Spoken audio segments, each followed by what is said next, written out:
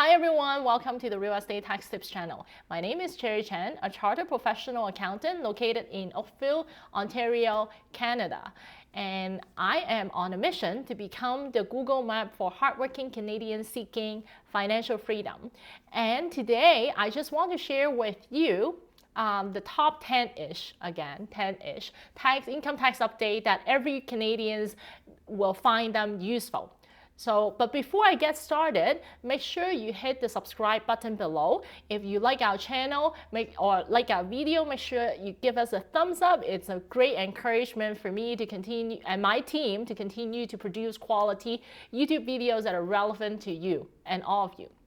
Now, if you have any questions, make sure you leave it in the comment section below as well. And that's going to help me improve in terms of content that we're creating, as well as information that the type of questions that we're going to answer.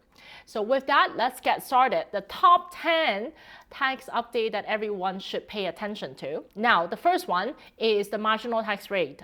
So for those of you who are not familiar, in Canada, you're taxed on a progressive tax system. What it means is that for the first $10,000 or so, you don't pay any tax. For the next $5,000 or so, you pay 5% tax. And then for the next $30,000, $35,000 or so, you pay 20% tax. And then it keeps going up and up and up. So every year, those are called tax brackets. The numbers that's between two numbers are called tax bracket. The more income that you make, you're going to also pay more taxes on that particular additional bracket. Using 2022 as an example, for someone who make $100,000 in particular, as you can see on screen, you are looking at the tax bracket for someone who's making $100,000 between $0 to $11,000. That is the basic tax exemption in Ontario. No tax rate, no tax at all is being charged on that. First $11,000, and then for between $11,000 to $14,000, that's 5.05%. That's the Ontario lowest tax rate being applicable to the delta between $14,000 and $11,000.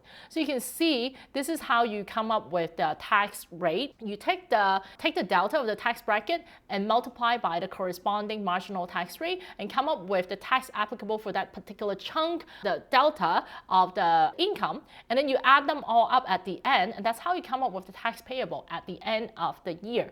Now, every single year, CLA and the Ontario government would adjust this tax bracket according to inflation. So CLA also adjusted it for 2023. So in a nutshell, all the tax brackets have already been increased. And if you were to make the same $100,000 that you were making in 2022 salary or other income, your tax is going to be lower by to $22,128 as compared to $22,958. So you have about a saving of $830-ish saving available if you were to make the same $100,000. Now that $830 may not mean much to you because after adjusting for inflation, it doesn't get you a lot further. The focus is to make sure that you increase the earning here as your salary or income or earning rental income to battle against inflation. Even though your tax rate has tax liability may come down a little bit, you also need to worry about increasing your focus. Should be always increasing your earning. Now that's the number one change. The number two change is the CPP, the Canada Pension Plan. For any of you everyone who's paying, who is employed at a job or self-employed, you are all required to contribute to CPP in Canada.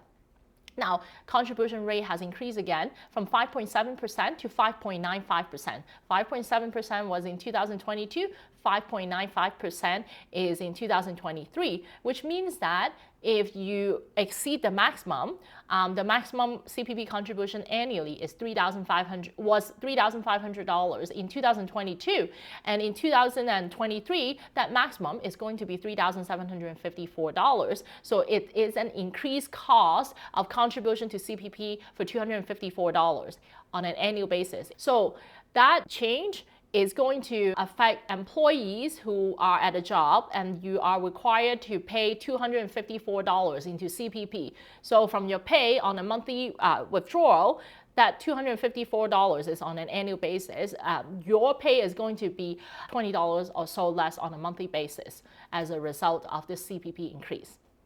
Now, for those of you who are self-employed or you own a business in your corporation and then pay yourself a salary, you are required to also contribute to CPP. For the self-employed sole proprietor business owner, you're required to pay double the amount of CPP. So if you exceed that threshold again, you would be requiring to pay double of the CPP that I mentioned. So instead of $7,000 in 2022, now you are required to contribute $7,509.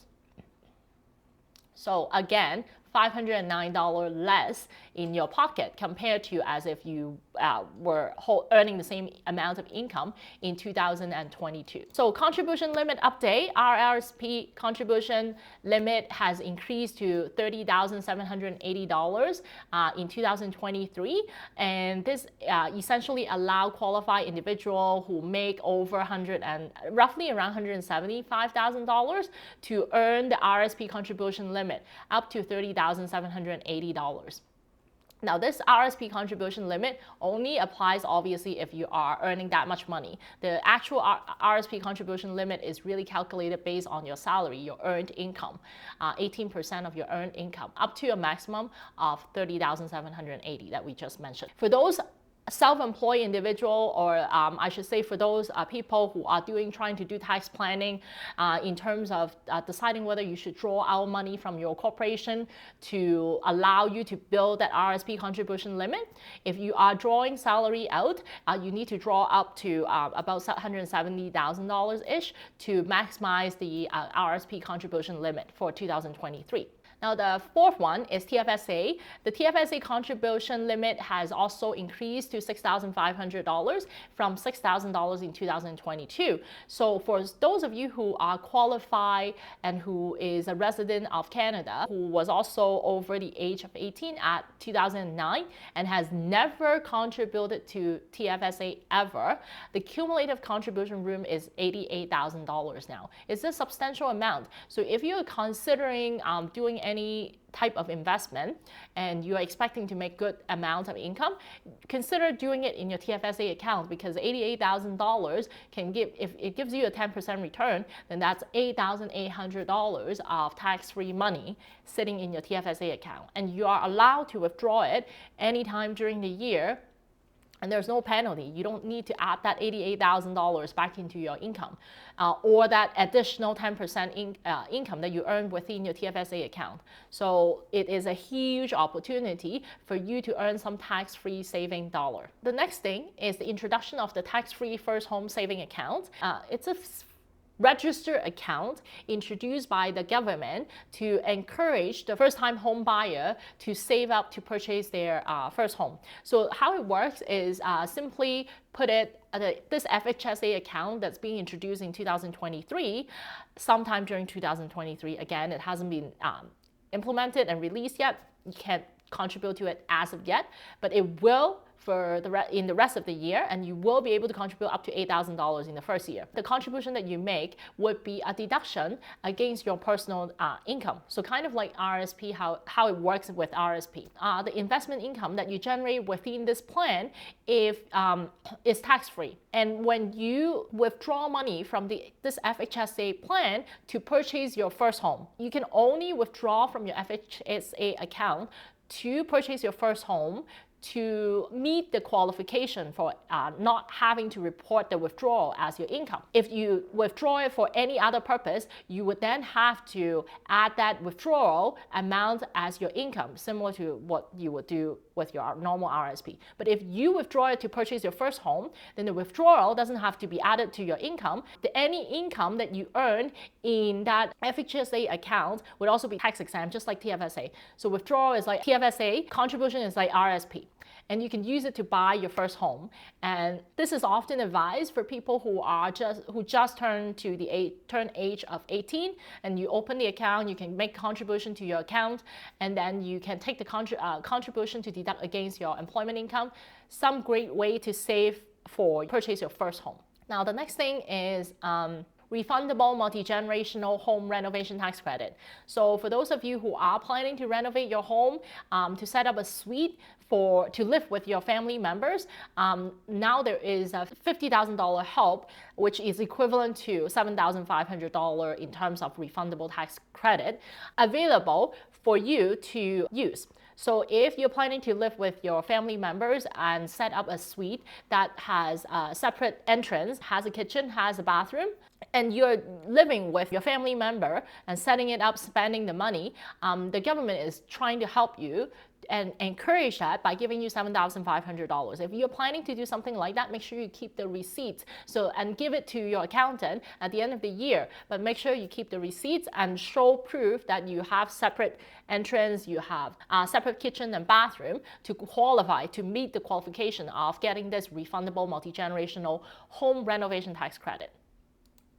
Now the next one is for those of you who are considering buying a vehicle and you often use your automobile to run for your business, use your automobile to run to manage your rental portfolio, use your automobile to manage your business. Now the capital cost, the maximum amount that you would be able to deduct from owning your own vehicle is $36,000 plus HST. If it is a regular vehicle, if it is an eligible vehicle that is EV, so electric vehicle or plug-in hybrid, if it meets emission criteria as specified by CRA, now that amount has been increased to $61,000 from $55,000 to $61,000. Used or new, it's going to be maximum $61,000. If your purchase price is lower than that, then the deduction is based on the lower amount. Now the maximum lease payment, if you were to lease your car, the maximum lease payment is now increased from $900 to $950 on a monthly basis.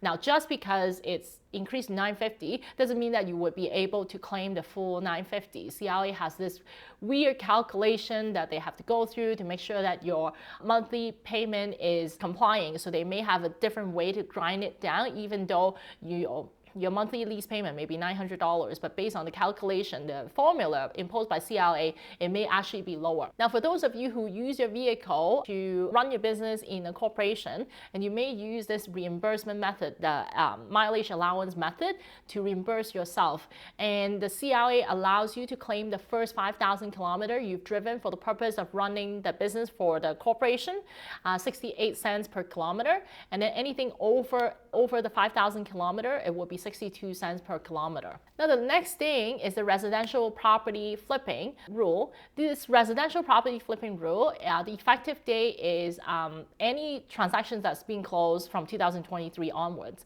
Essentially for any disposition of residential properties for less than 365 days. If you own it under 365 days, then automatically the profit that you make from selling the property is considered income. When you make the $100,000 and it's considered income, that $100,000 is being added to your personal tax return or corporation tax return, depending on how you own that property, unless one of the exclusions apply. The exclusions include the death of the taxpayer, if someone else is joining the household, if you're getting married or your parents are moving in with you, divorce or separation, personal safety, illness or disability, and moving for employment reason, you're being fired, bankruptcy, destruction or expropriation. So those are the qualified exclusion that would exclude you from paying taxes on 100% of the profit that you make.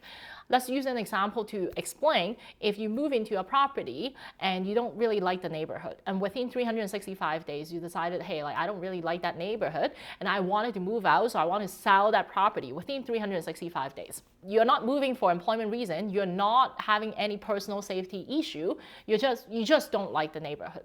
And based on this particular rule, essentially, even though you live in the property, this rule would still require you to report the profit that you make from the sale of the property as your income. So it kind of sucks. So it could apply to a lot of you. So this 365 days rule is completely new, only applicable to sale that is happening starting in January 1st, 2023.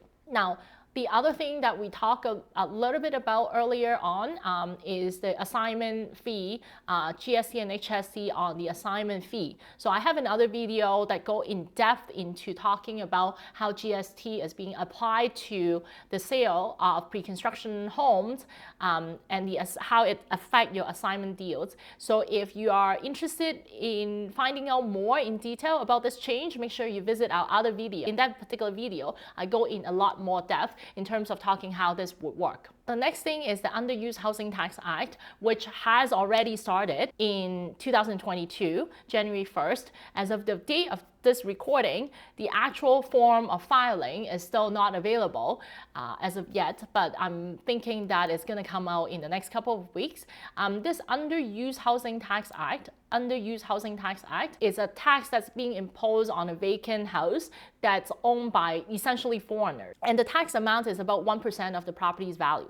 So if you watch my vacant home tax on Toronto, it's like something similar to that, except this act is federal. It's applicable to everyone, everywhere in Canada. Now, why does it matter to you? Well, first of all, it's effective January 1st, 2022. So it has been effective since last year, beginning of last year. It's applicable for property that's not owned by Canadian residents or Canadian citizens. So a lot of you would be exempted from it. But the challenge, though, is that as of today, based on the current literature that's being written in this Underused Housing Tax Act, Canadian corporations, privately owned Canadian corporations, still have the filing obligation, even though they are exempted from paying tax. If you own properties, residential properties in a Canadian private corporation, you will still have this filing obligation, even though you are exempted from paying tax, because you qualify as one of the exemption because you're a specified Canadian corporation. So you don't really need to pay tax. Unfortunately, you still have the filing obligation, and the filing deadline is April 30th of 2023. The form hasn't come out yet, but we still have the filing obligation. And the next thing is the Toronto's new vacant home tax, or the Ottawa new vacant home tax. So the two cities have imposed a reporting requirement for us to report the status of our home. Are we leaving our home vacant?